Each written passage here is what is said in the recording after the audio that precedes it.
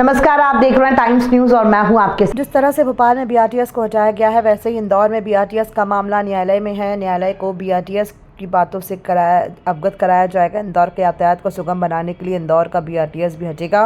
BRTS को लेकर कई शिकायतें भी मिली है। झारखंड और महाराष्ट्र के चुनाव को लेकर कहा कि भाजपा ही आएगी। सरकार बनती नजर आ रही है आपको। देखिए, झारखंड हो, महाराष्ट्र हो, पूरे देश के, अरे भैया जरा आराम से, पूरे देश के अंदर भारतीय जनता पार्टी के पक्ष में माहौल बना हुआ है। मुझे इस बात का संतोष है कि देश की जनता अब भाजपा के प्रति जो रुझान दिखाती है वो मतभेद तक भी ले आती है, और यही कारण है कि अनुमान भी दिख रहा है और हम सब देख रहे हैं कि महाराष्ट्र में महायुति की सरकार एक बार फिर बनती आ रही है। उसी प्रकार से झारखंड में बीजेपी जीत रही है और करीब करीब सारे उपचुनाव में अच्छे अनुकूल परिणाम आ रहे हैं। लेकिन लोकतंत्र में ये रुझान है। हम 23 तारीख तक का एक बार फिर इंतजार करेंगे और ये भी तय है कि पिछले रिकॉर्ड की तरह जैसे तीसरी बार माननीय प्रधानमंत्री जी की सरकार बनी और माननीय मोदी जी के नेतृत्व में देश भर में जो माहौल बना हुआ है वो भाजपा के लिए बहुत अनुकूल है। और लोकतंत्र में जनता की राय ही सब कुछ होती है। जनता भाजपा के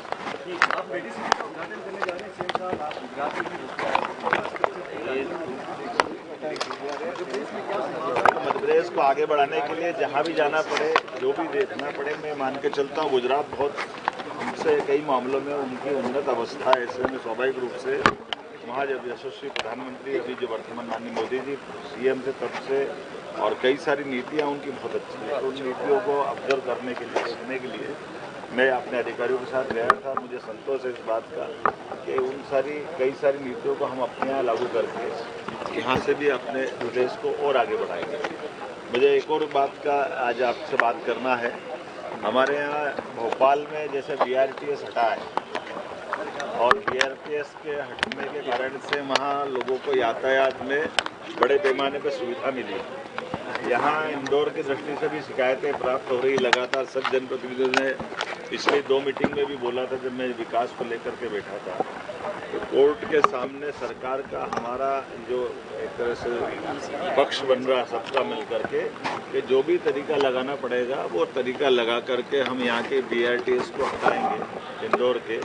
और इसमें माननीय न्यायालय के सामने भी ये पक्ष रखेंगे और हमारे अधिकतर चौराहों पर जो यातायात की समस्या आ रही है तो वहाँ ब्रिज बना करके इसके समाधान खोजेंगे।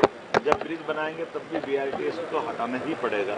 इसलिए मैं आपके सबके बीच में बता रहा हूँ कि कुल मिलाकर के आने वाले समय में इंदौर का यातायात सुगम हो, आवागमन की सुविधा हो, लोगों को कष्ट नहीं हो, ये हम सब की जवाबदारी है। ऐसे में ऐसे सारे काम को करते में